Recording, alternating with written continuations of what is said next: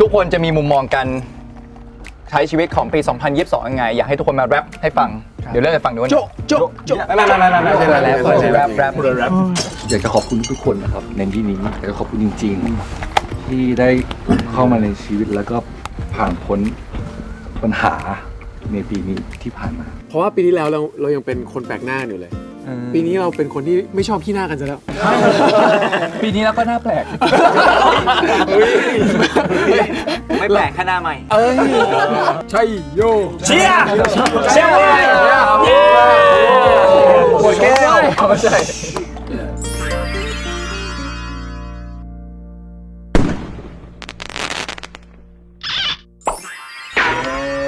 โจนเจบูทู มาเดี๋ยวเรามาให้พูดถึงเรื่องสิ่งดีๆในปี 2022 ที่ผ่านมากันดีกว่าอ๋อนี่ผมต้องกิฟต์ลินไฮยาครับผมไม่เบาครับไม่เบานี่คือสิ่งกันขอเล่านี่ว่าสิ่งที่ดีที่สุดอ่ะมันเป็นยังไงคือช่วงนี้พวกเราทำงานหนักกันมากทุกคนเลยแล้วผมใช้สิ่งนี้ซึ่งมันทำให้ผิวหน้าชุ่มชื้นแล้วก็แต่งหน้าติดง่ายพี่หมอคอนเฟิร์มจริงครับผมเหมือนกันเพราะทำงานด้วยกันตื่นเช้าด้วยกันเลิกกองดึกด้วยกันหน้าชุ่มชื้นพร้อมกัน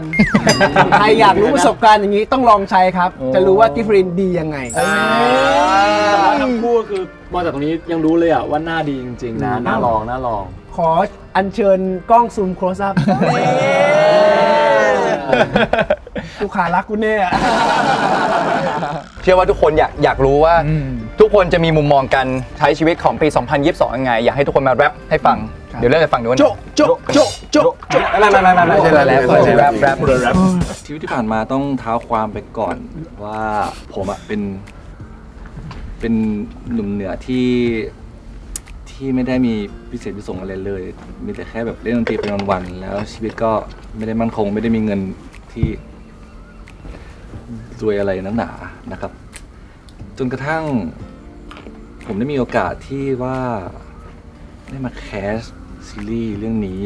มันรู้สึกแบบว่าแปลกใจมากที่ผมแบบต้องมาเล่น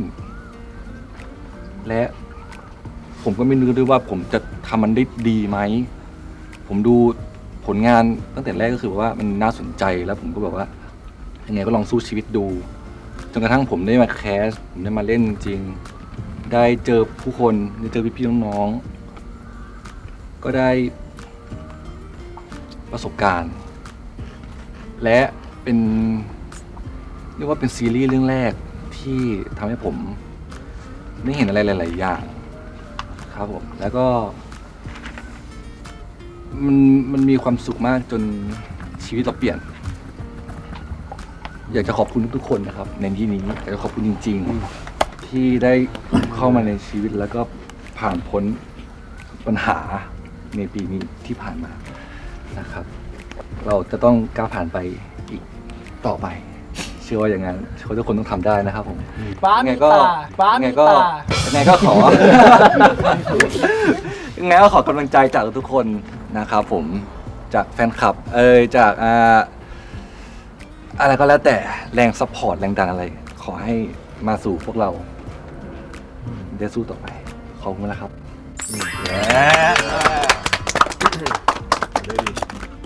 ผมก็เป็นมือติดคอ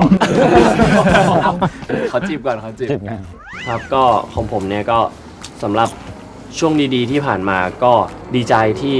ได้เจอแฟนๆได้เจอทีมงาน BOC แล้วก็เพื่อนๆนักแสดงทุกคนเนาะแบบ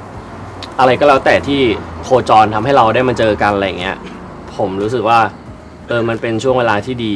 ที่สุดสำหรับณโมเมนต์ตอนนี้ของผมเลยอะไรเงี้ยแล้วก็ขอบคุณทุกแรงซัพพอร์ตทุกผลงานต่างๆที่ผ่านมาแล้วก็กำลังจะเกิดขึ้นอะไรเงี้ยก็ขอบคุณแล้วก็ดีใจแล้วก็สัญญาว่าจะทำให้มันเต็มที่ครับ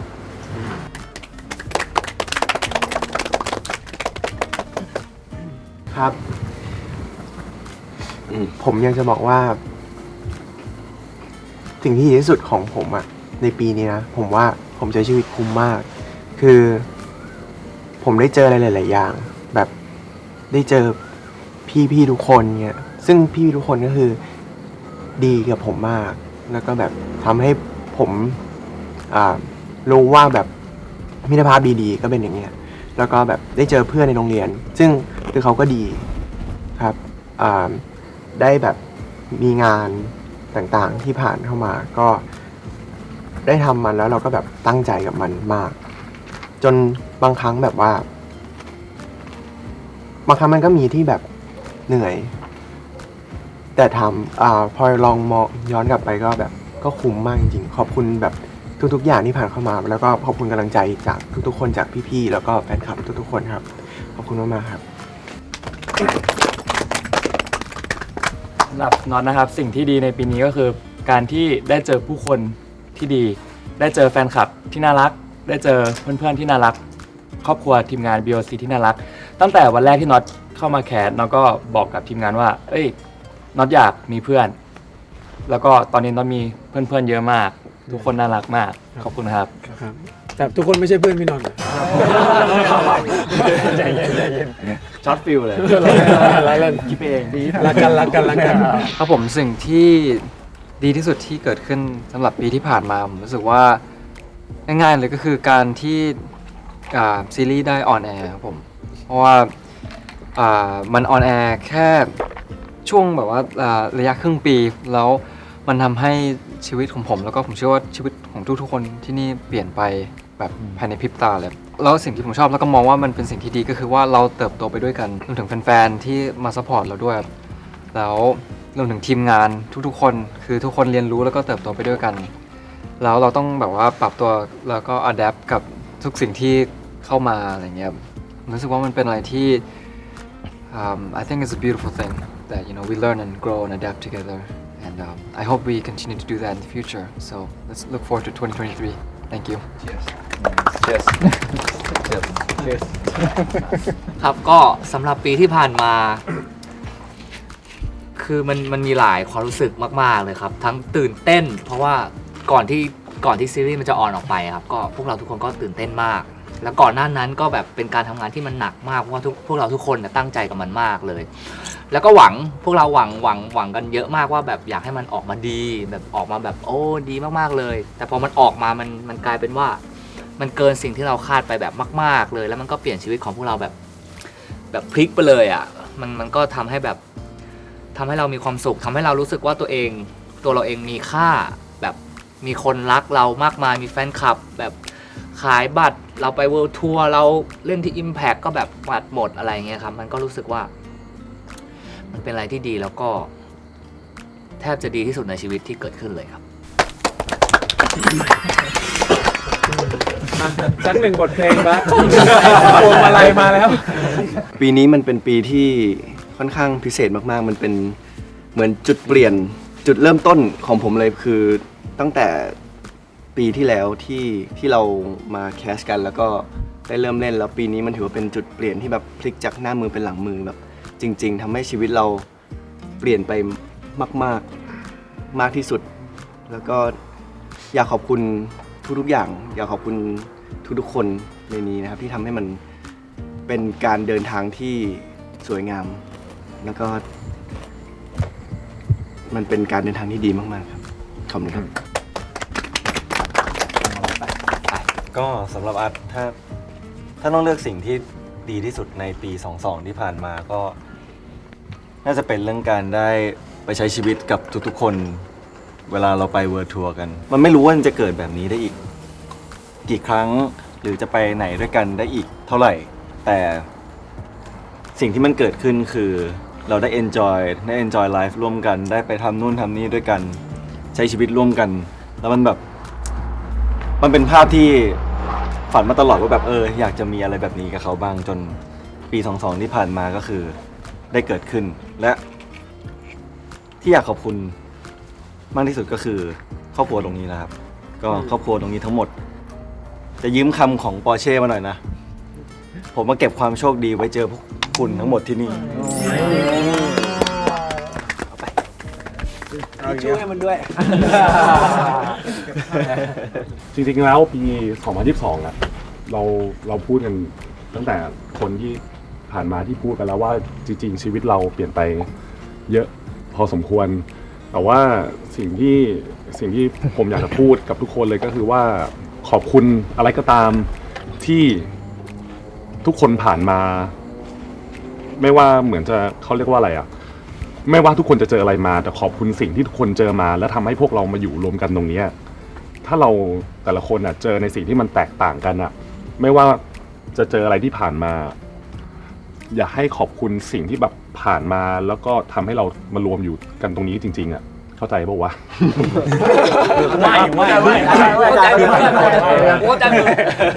คือแบบแต่ละคนน่ะผ่านอะไรมาไม่เหมือนกันไงแต่ว่าอยากขอบคุณสิ่งนั้นแหละที่ทำให้ทุกคนมารวมกันอยู่นี้ ขอบคุณที่ทำให้ รู้สึกว่าเนี่ยคือบ้านหลังที่สองที่เวลาเราอยากทำงานเวลาเรามาทำงานแล้วเรามาเจอเพื่อนๆทุกคนเหมือนเรารู้สึกว่าเราอยู่บ้านเวลาเราอยู่ด้วยกันเราเหมือนเด็กที่แบบเข้าใจป่ะแล้วก็ขอบคุณที่ได้อยู่ที่ BOC ด้วยครับขอบคุณทุกคนที่ซัพพอร์ตเราด้วยขอบคุณครับ สำหรับผมเองเปลี่ยนมูดหน่อยชัดเจนก็อยากสิ่งที่ดีที่สุดตั้งแต่ปี 2022 ก็คือเหมือนผมได้ใช้ชีวิตร่วมกับทุกคนมาตลอดทั้งปีอะไรเงี้ยเราได้ไปทำอะไรหลายๆอย่างร่วมกันเราได้ไปมีโอกาสไปที่อื่นไปมอบความสุขให้ที่อื่นแล้วก็ได้ใช้ชีวิตร่วมกันได้เห็นโมเมนต์อะไรหลายๆอย่างที่เกิดขึ้นมีทั้งดีแล้วก็ร้ายแล้วก็เราควรจะขอบคุณตัวเองขอบคุณทุกๆอย่างที่พวกเราทุ่มเทกันมาตลอดแล้วก็จริงๆเราสู้กันมาตั้งแต่แรกเลยแล้วก็แบบก็รู้แหละว่าทุกคนเหนื่อยแล้วก็แบบเสียน้ำตากันมาเยอะไม่ว่าจะแบบเป็นเรื่องดีหรือว่าเป็นเรื่องร้ายเนี้ยแต่ก็ต้องขอบคุณตัวเองแล้วก็ต้องขอบคุณทุกคนขอบคุณทีมงาน BOC ทุกคนนะฮะที่แบบทำให้เรารู้สึกว่าเราไม่ได้อยู่ตัวคนเดียวเราไม่ได้สู้คนเดียวเราอยู่ด้วยกันเราไปด้วยกันครับใช่โยเชียร์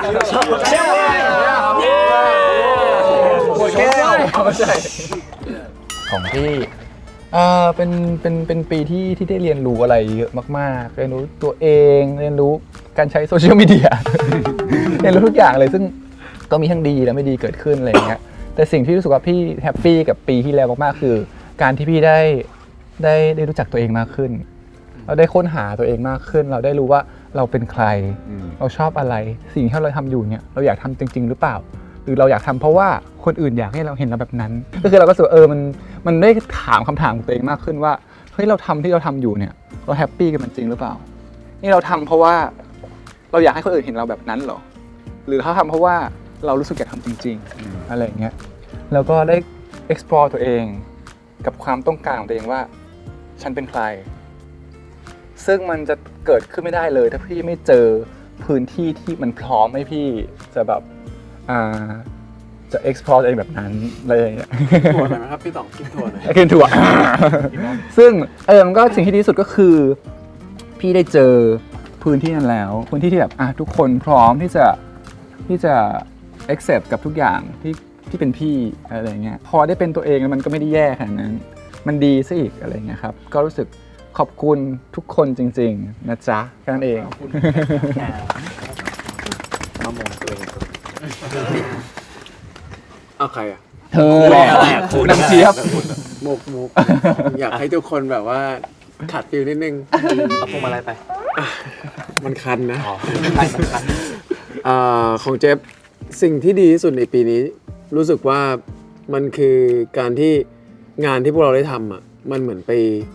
ช่วยใครบางคนที่อยู่แบบหลายๆที่บนโลกอะไรเงี้ยให้เขารู้สึกว่ามันมีคุณค่าในชีวิตอะไรเงี้ยให้เขาได้เห็นแบบความสวยงามของพวกเขาเองอะไรเงี้ยมันเป็นเรื่องที่เราภูมิใจมากๆเวลาที่เรา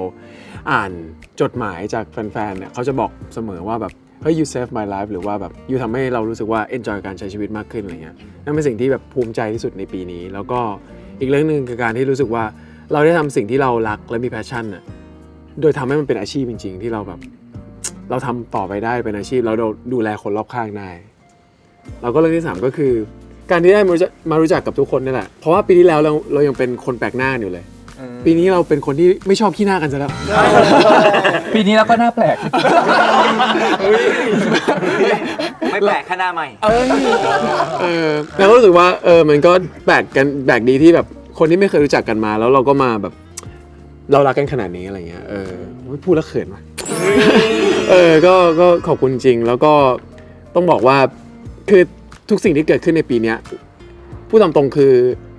ความรู้สึกมันยังตามเหตุการณ์ไม่ทันนะแต่ถ้าสมมุติว่าความรู้สึกมันตามทันเมื่อไหร่คงจะรู้สึกว่ามันคงมีความสุขจนแบบทนไม่ไหวแน่นอนพูดดีมากเอาอีกเส้นมาดิเอาอีกเส้นเต็มคอเลยสอเอาพวงมาลัยไปเยอะปิดหูไม่ให้ได้กลิ่นใช่อ่ะหนูว่าแหละอยากหัวรอเลย ของผม หมดแล้ว1 นาทียังไม่เริ่มเลยโอเคคือมันผมไม่ค่อยรีแคปชีวิตตัวเองในแต่ละปีคือแบบเหมือนแบบทุกครั้งที่เราได้เรียนรู้อะไรอย่างเงี้ยเราจะรีแคปไปแต่ละเหตุการณ์แต่ละช่วงเวลาอย่างเงี้ยซึ่งมันพอให้โจทย์มามันก็นึกย้อนนะว่าตลอดทั้งปีเราผ่านอะไรมาบ้างคือมันมีทุกๆหลายความรู้สึกอยู่ในนั้นนะแล้วเราได้เรียนรู้กับมันเราได้เรียนรู้กันเราเรียนรู้กันใน Beyond Cloud เราเรียนรู้กันกับแฟนๆเราเรียนรู้กันกับการออกไปใช้ชีวิตข้างนอกอะไรเงี้ยแล้วมันเหมือนแบบมันได้ทบทวนกับตัวเองว่าตอนนี้เรารู้สึกอะไรอยู่ณวันนั้นต้นปีกับวันนี้ก่อนซีรีส์ออนจนซีรีส์ออนไปแล้วจนได้ทำงานหลากหลายมาเรายังรู้สึกมีแพชชั่นเรายังอยากทำมันอยู่ไหมอะไรเงี้ยเรายังแฮปปี้กับคนที่อยู่รอบตัวเราอยู่ไหมก็รู้สึกว่ามันเป็นปีที่ผ่านไปที่ค่อนข้างดีมากๆแล้วก็เราก็เรียนรู้ตัวเองได้มากกับทุกสิ่งเราคิดว่าน่าเป็นช่วงหนึ่งในชีวิตที่ดีที่สุดตั้งแต่เคยใช้ชีวิตมา28 ปีมันเหมือนแบบทุกอย่างมันผ่านไปไวมากเลยก็ครับขอบคุณกับทุกสิ่งที่เกิดขึ้นขอบคุณตัวเองที่กล้าที่จะรักทุกคนในนี้ใน Beyond Cloud ขอบคุณทีมงานขอบคุณทุกคนที่แบบเราเหนื่อยกันมาขอบคุณแฟนๆที่ยังเชื่อในความเชื่อของพวกเราเลยเราก็เดินไปพร้อมกันก็ขอบคุณมากๆครับ ไหนของพี่ไม้มีเวลา1 ชั่วโมงไหมขออันนี้เรามีเวลาอีกกี่นาทีครับขอสักชั่วโมงนึงเอางี้ทุกคนกลับบ้านแล้วเหลือกล้องไว้พี่ไม้ถ่ายactually เดี๋ยวแป๊บนึงเราจะต้องขยายเวลาขอยืดเส้นหรอพี่มายจะต้องตรงหน้าซ้ายขวากับหลังอย่างงี้เดี๋ยวกูถือบูมเองเลยนะกันผมว่าไปเอาโปรกลับบ้านไปเลยครับผมโอเคเริ่มพี่มายเลยโอเคถ้าถามว่าอะไรที่มีความสุขที่สุดในปีนี้จริงๆความรู้สึกพี่มันบอกว่าเป็นเรื่องที่เรามีโอกาสได้เข้าไปในพื้นที่ของการสร้างความสุขให้คนเข้าไปในความพื้นที่ของเขาและเขาเองก็มาอยู่ในพื้นที่ของเราที่เราอยากจะสร้างผมพี่ว่ามันเป็นสิ่งที่มีคุณค่ามากพี่เคยบอกพูดเลอะเทอะของพี่ไปเรื่อยว่าพี่ถามตัวเองตอน16-17เนี่ยว่าชีวิตเกิดมาทำไมคำตอบง่ายๆตอนที่พี่หาได้คือเกิดมาใช้ชีวิตให้มีความสุขแล้วก็หาแล้วก็แบ่งให้คนอื่นการจะแชร์คนอื่นมันง่ายแต่ว่าการที่ทำให้เขามีความสุขได้จริงๆเนี่ยมันไม่ได้ง่ายนะสำหรับพี่นะประสบการณ์18-19 ปีที่ผ่านมาในชีวิตพี่อะไรเงี้ยคือการสร้างความสุขให้คนเป็นสิ่งที่พี่ว่ามันทำได้ไม่ยากแต่ว่าการที่เราเข้าไปอยู่ในใจเขาแล้วเขายังเรียกร้องแล้วเราเองก็เรียกร้องที่จะสร้างความสุขให้เขาไปเรื่อยๆเนี่ยมันเป็นสิ่งที่แบบตลอดปีนี้มันเกิดขึ้นกับชีวิตพี่เนาะและที่สำคัญก็คือระหว่างทางเนี่ยพี่ใช้คำว่า destiny หรือว่าโชคชะตาที่ทำให้ทุกคนมาเจอกันมันไม่ได้แพลนมาก่อนนะครับเช่นกันกับปีเนี้ยกับปีที่ผ่านมา2022เป็นปีที่เกิดมากูไม่เคยแพลนเหี้ยอะไรเลยยกเว้นแพลนเพื่อไปทำงานซึ่งแปลกนะแต่ทุกอย่างที่เกิดขึ้นมันกลับเป็นเรื่องที่มีความสุขมากนึกออกไหมพี่ก็เลยแค่นั่นแหละมันคือสิ่งที่พี่มีความสุขมากที่สุดในปีนี้และที่สำคัญพี่ต้องขอบคุณทุกคนที่อยู่ตรงนี้และเชื่อว่าทุกคนที่กำลังดูอยู่แฟนๆทุกคนสิ่งที่เข้ามาทุกอย่างมันคือสิ่งที่ทำให้เราเรียนรู้และเติบโตขึ้นไปพี่ขอบคุณเดสนี่แล้วพี่ก็ต้องขอบคุณการเวลาที่พี่คอมมิตกับเขาว่ามันคงเป็นสิ่งที่จะทำให้เราทั้งทีมเรากับแฟนๆได้มีเวลาร่วมกันต่อไปเรื่อยๆครับ ถ้าไม่คิดว่าพี่แก่ไปนะ ความรู้สึกเป็นอย่างนั้นจริงๆครับยังไงก็ขอบคุณทุกคนมากๆ ก็ทั้งหมดครับคือความรู้สึกของนักแสดงทั้ง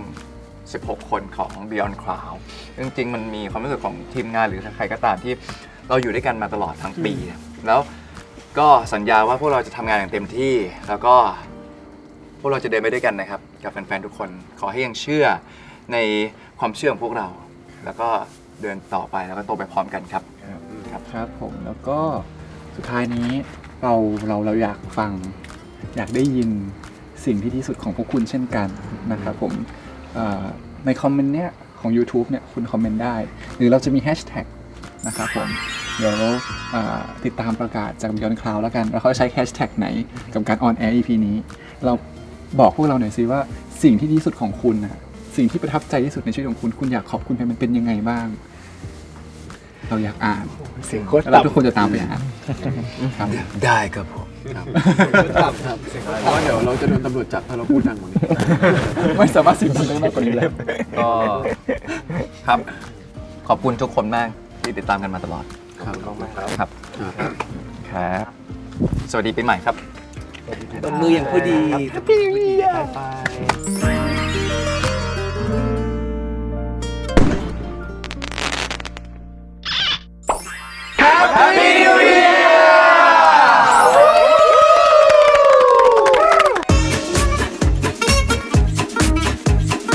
ทำท่ากระต่ายหน่อยดึง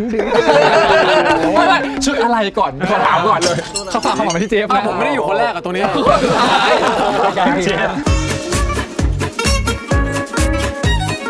นิโคลัสทิมเบอร์ตันทีโอดอร์สกาเลตสเตฟานอ้าวพูดสิชื่ออะไรวะพุทธิพงศ์ I am me พุทธิพงศ์ I am me พุทธิพงศ์มึงไปทกรเฮ้ย